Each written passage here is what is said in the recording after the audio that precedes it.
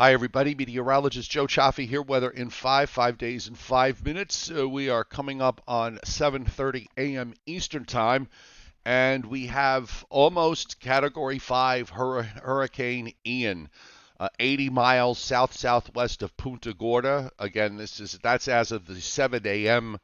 Public advisory from the National Hurricane Center. The new intermediate advisory will be out at 8 a.m.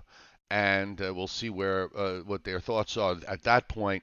But you could see how this system is just really revved up since yesterday.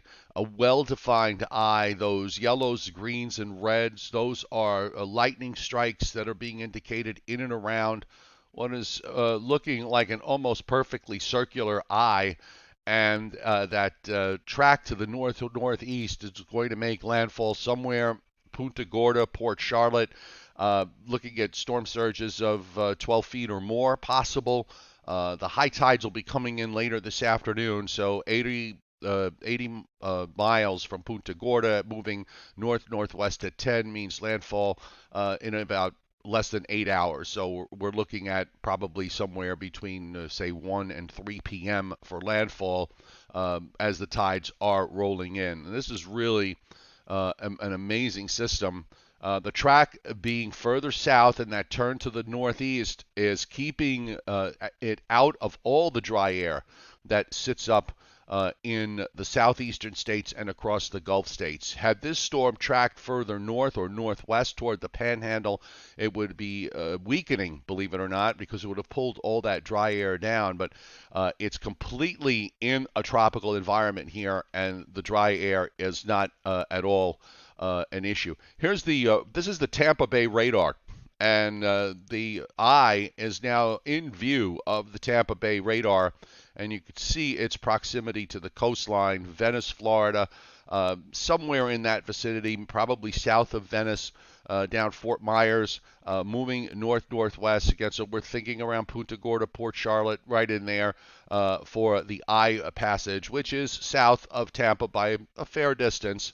But there are going to be surge issues up the coast, and of course near where the landfall is, the maximum surge issue. One of the problems with a storm like this is as they track. Is it tracking north-northeast? The area that is to the south of the storm track is going to have west winds, so the water doesn't get a chance to. It's being pushed in by south winds, and then as the storm goes to the north of that area, the winds go westerly, and more water gets pushed in.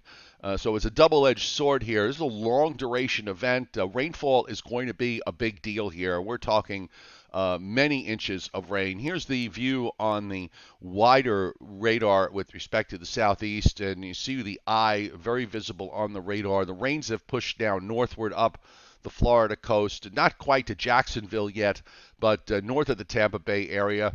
The southeastern part of Florida, which was hit by heavy rain yesterday into last night, that's kind of calmed down a bit.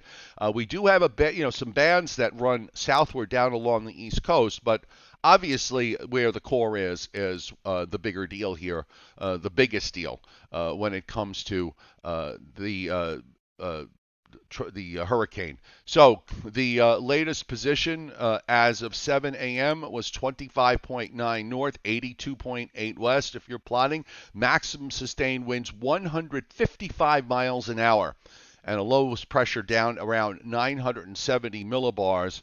I did see the recon fix here at 940 millibars. So this was as of 7:05 this morning. At least the last graphic is. I don't exactly know when that last fix was. I'm going to see if we can figure it out on the graph here.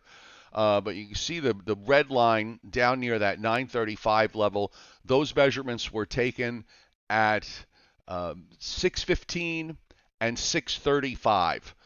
Eastern AM Eastern time, and the peak wind here, the blue line goes almost all the way up to that 165 knot line. That is at flight level, so they do a correction as far as the winds down at the surface, and they're carrying 155 miles an hour. Usually the correction is around 15 or 20% of whatever they find at flight level, which is fair. And you see multiple pressure readings here down close to that 935 millibar level. So it is a borderline Cat 5. So here we go. This is what we're thinking here down the road.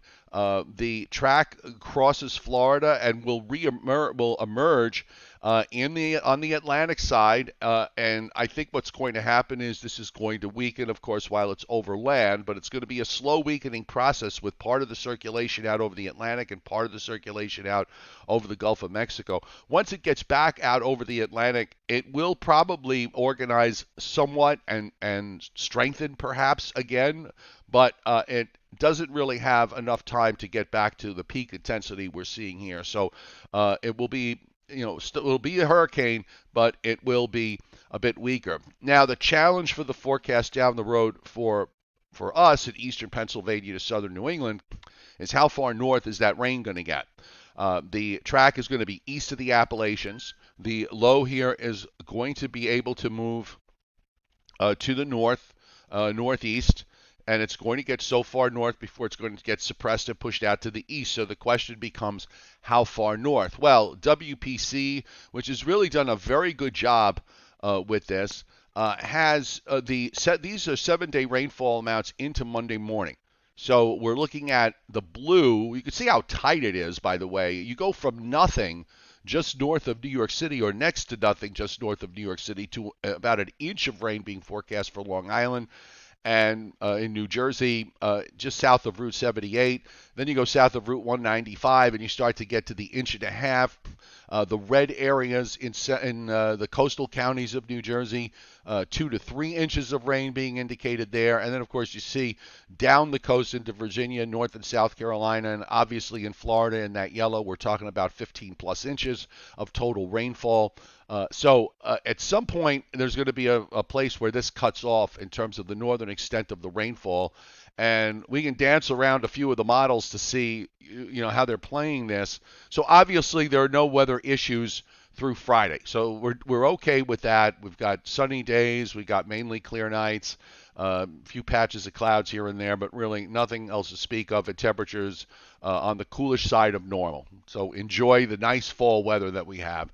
And here is, I'm going to just show you a couple of different models here. We have the Icon model, which brings it inland today sometime around 4 or 5 o'clock, crosses Florida, comes out the other side sometime on Thursday evening. Notice the slow, so that's a pretty slow movement across the state. Then it starts to move northeastward or even northward off the Georgia coast, strengthens a little bit, comes back inland, perhaps as a minimal hurricane into South Carolina, right near the South Carolina-Georgia border, and then watch the rain. So this is Saturday morning. The rain shield is probably in southern New Jersey. By Saturday evening, it's just south of New York City, and then just gets barely to the north, and then it cuts out to the east. Another surge with the core remnant low that comes in for late Sunday night into Monday, and then that pulls out to the northeast. So that's one look at this. So we can look at the GFS, and I'm going to put the radar view of the GFS. And the GFS on the latest one is actually pretty suppressed. The rain shield on the radar, same idea as it crosses over Florida. Rain shield on the radar gets to about New York City and Long Island Saturday afternoon, and then begins to sink to the south and east. There's a lot of dry air in the northeast, so it's possible that that rain that's being shown on the radar may not be reaching the ground on the northern edge. And then here you have the area just kind of sliding out underneath, and the high to the north keeping most of the rain suppressed. And the European model, just one last look. We're looking at the same idea, dry into Friday into Friday night. Saturday morning, we're looking at the rain shield getting close to New York City, getting to just north of New York City Friday afternoon and evening.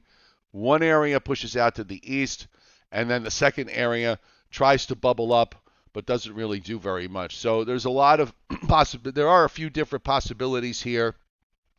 I originally thought the idea that this thing would be suppressed was the way to go. We're going to have to continue to sort of punt to the next couple of runs ultimately until we get some confidence in how this is all going to play out for the weekend. Weather in 5 is brought to you by Omni True Value Hardware at 1226 North Wellwood Avenue in West Babylon, New York, on Southwest Suffolk County on Long Island, and serving the entire New York, New Jersey, Connecticut tri-state area with everything you need as far as your home is concerned, and making sure you can get through some adverse weather. 631-756-1125 for the best prices in town. OmniTrueValue.com is the website. So, folks in Florida, if you're watching from the west coast of Florida, hope everything goes well for you. Less rough on the East Coast, but still some action going on there. And, of course, in the Northeast and Mid-Atlantic states, it's a nice, quiet day. The Joe and Joe Weather Show will be on tonight at 7:30 Eastern Time with all the latest developments on Hurricane Ian and much of the local weather that's going on in the Northeast and Northern Mid-Atlantic states. Have a great day.